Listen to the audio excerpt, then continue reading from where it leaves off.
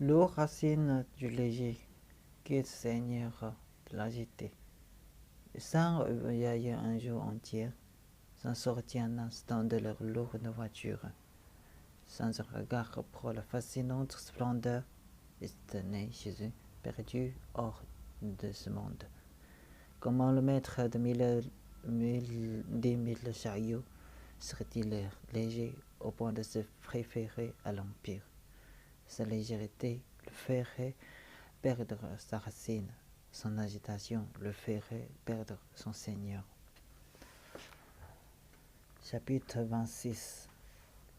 Le chapitre se prend à la légèreté et l'agitation dont font montrer parfois les princes, et procède, comme souvent, à partir d'un adage suivi d'une conclusion qui rappelle que l'exemple donné par les saints rois de l'Antiquité reflétait la solidité de l'enracinement et la sérénité du maintien.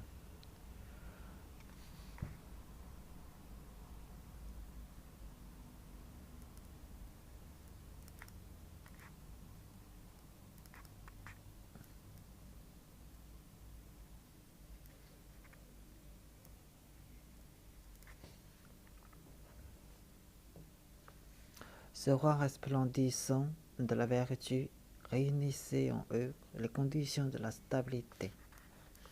Il imitait la terre selon ce que nous venons de voir vers la fin du chapitre précédent. L'homme prendra donc modèle sur la terre.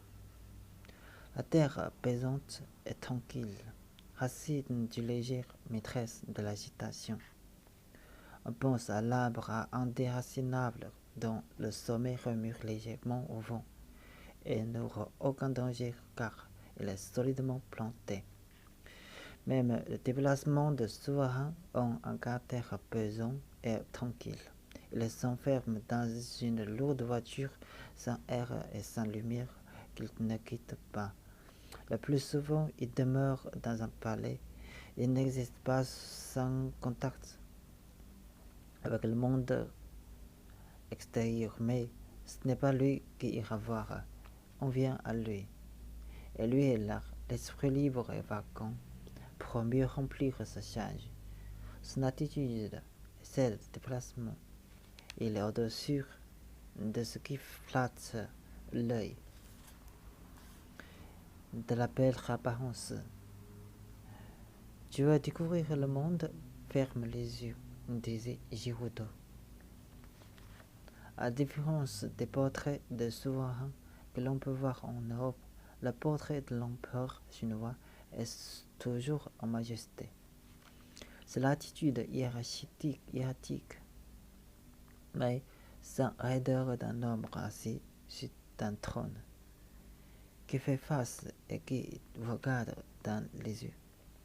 L'adage et sa conclusion formant le texte ont suivi d'un bref commentaire incisif et qui s'offre comme un jeu de mots, comme celui qui commandera 10 000 chars de guerre, le prince souverain.